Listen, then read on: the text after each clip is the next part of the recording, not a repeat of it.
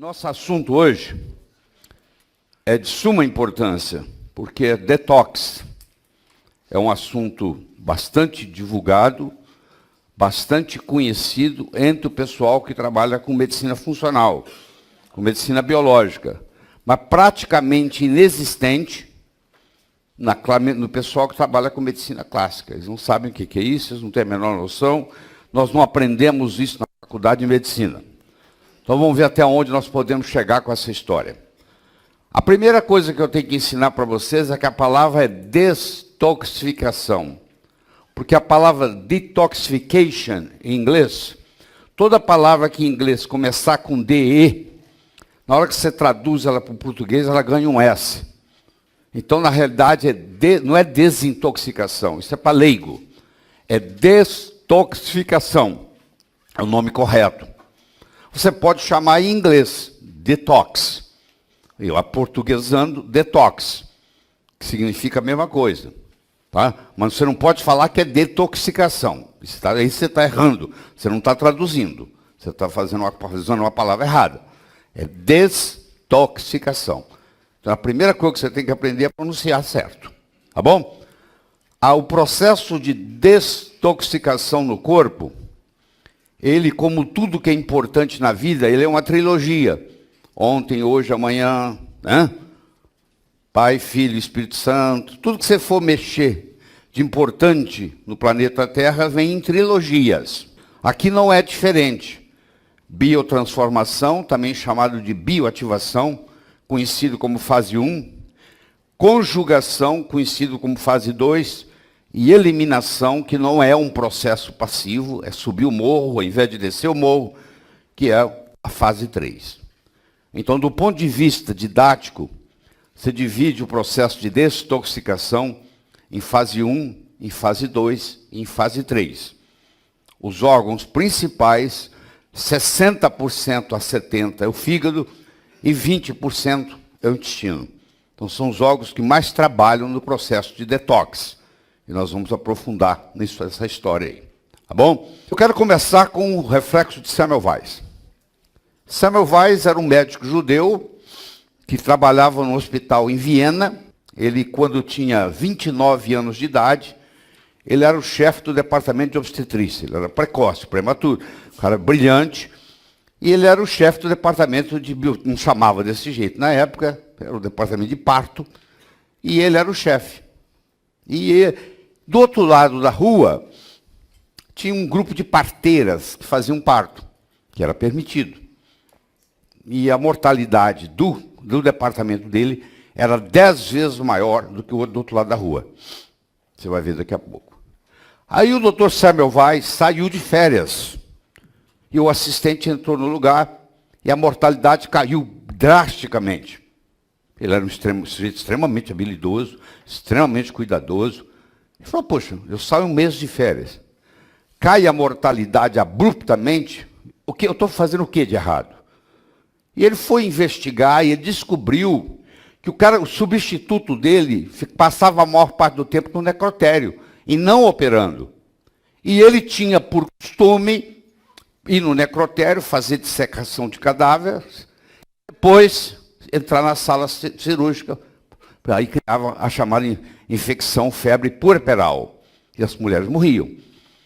Nós estamos falando de 40 anos antes de Pasteur. Não existia a teoria do germe. A teoria do germe só veio em 1885, com Pasteur. Nós estamos falando de 1847, muitos anos antes. E aí ele criou um sistema de que o médico tinha que lavar a mão antes de entrar no centro cirúrgico. Então, deixa eu só mostrar isso para você. Onde é que nós vamos chegar com o reflexo de Semmelweis?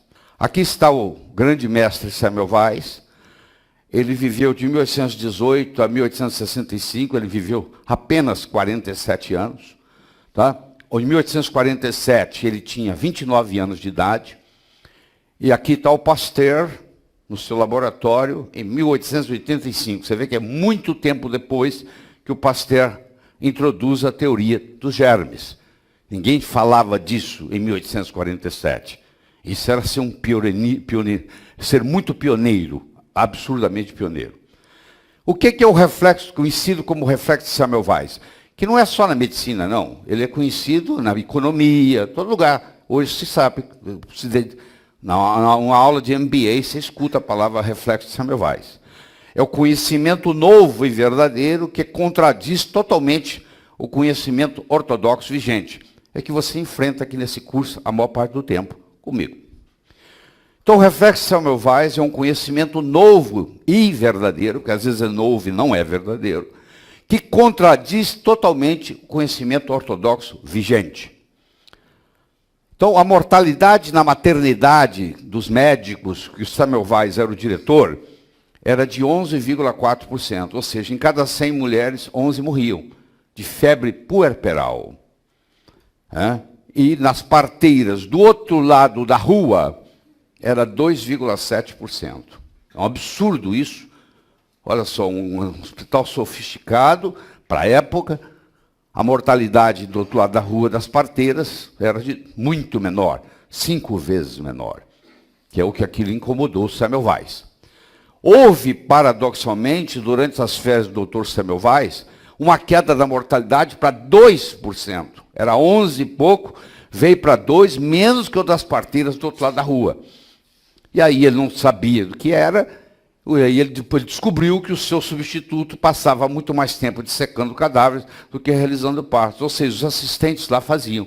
Como o substituto dele tinha a mesma mania que ele, estudar cadáveres e sem lavar a mão, e entrar e fazer parto, e como o substituto dele ficava mais tempo no necrotério, menos tempo no centro cirúrgico, a mortalidade caiu, porque ele também não levava a contaminação.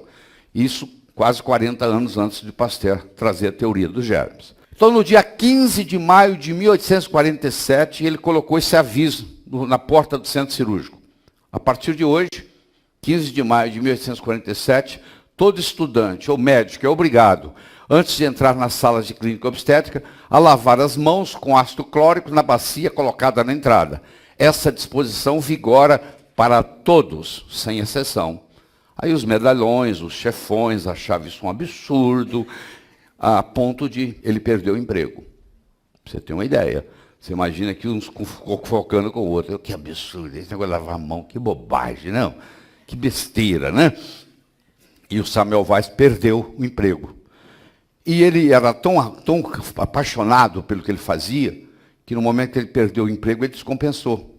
Ele foi internado no hospital psiquiátrico. E no hospital psiquiátrico, um dos atendentes lá do hospital psiquiátrico deu uma mordida no braço dele, a mordida infectou e ele morreu de infecção. Tá? Aos 47 anos de idade, por causa disso. Então, isso é conhecido como o reflexo de Semmelweis.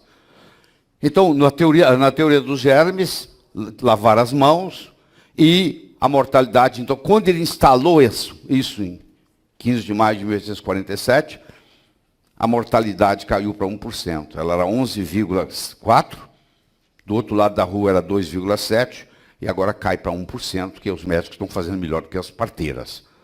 Mas, mesmo assim, o Semmelweis sendo retirado da jogada, os médicos, esses médicos que estão aqui discutindo que é absurdo, voltaram a não lavar as mãos.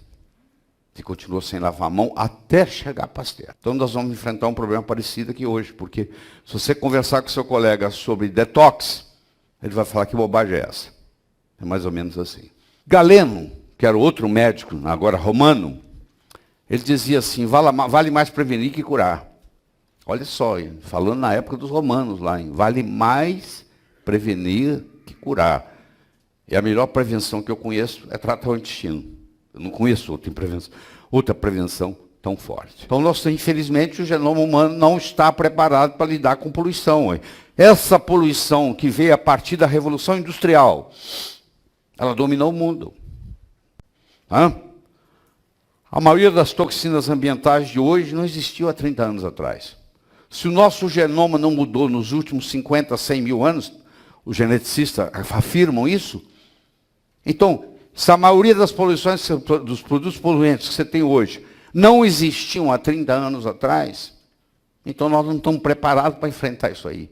Se nós não criarmos um sistema de detox, igual as nossas tataravós faziam, 4 vezes por ano, no começo das estações novas, era sazonal, a vovó preparava aquelas ervas E a neta tomava, o neto tomava, fazia cocô o dia inteiro, tinha um detox. Era feito 4 vezes por ano. Isso existe em famílias com tradições que faziam isso. Detox 4 vezes por ano. Nas estações. Término de uma, começo de outro. Então tinha uma no verão, tinha uma no inverno, tinha uma no outono, uma na primavera. Então, mas só que isso não acontece mais. Porque os antibióticos vieram, a medicina mudou, ninguém mais dá bola para isso. Ninguém entende, na escola ninguém aprendeu. O que você não aprendeu na escola, dificilmente você aprende depois, a não ser que você faça um curso desse. Nos Estados Unidos, 36% das amostras de água potável estão contaminadas com inseticida. 1/3. Você imagina o que isso causa no organismo que não está preparado. Mais de 80 mil novos químicos sintéticos foram liberados para comercialização desde a Segunda Guerra Mundial. Desde 1945, mais de 80 mil novos químicos foram liberados, aprovados. Imagine como é que está o seu corpo resistindo a tudo isso. Poluir o meio ambiente é o modus operandi da sociedade contemporânea. Nós geramos uma quantidade de lixo absurda. Absurda. Tá? Então é isso aí. Ó. E muitos desses não são biodegradáveis. Como não são os bisfenóis A e os fitalatos que você ingere. Eles não são biodegradáveis. Você deixar eles para serem eliminados espontaneamente é complicado. Existe tóxico no seu corpo que só é eliminado via suor. Por isso que a sauna seca cada vez é mais indicada em tratamentos de detox. Não a sauna úmida, porque no Brasil, a sauna úmida, a água é tratada com cloro. Quando a sauna de vapor, aquele vapor, os cloros viram um gás venenoso, que vai fazer destruição da tireoide, vai causar hipotireoidismo, pelos processos halogênicos que nós vamos estudar no futuro. Então, mas a sauna seca, não, a sauna seca você faz, o produto é eliminado no suor, você não pode ficar sem tomar sua ducha. Porque se você suar na sauna e dali sair, aquilo volta. Porque se ficou na sua pele, você não tomou banho, não tirou aquilo volta e vai cair, vai voltar a entrar no seu organismo de novo.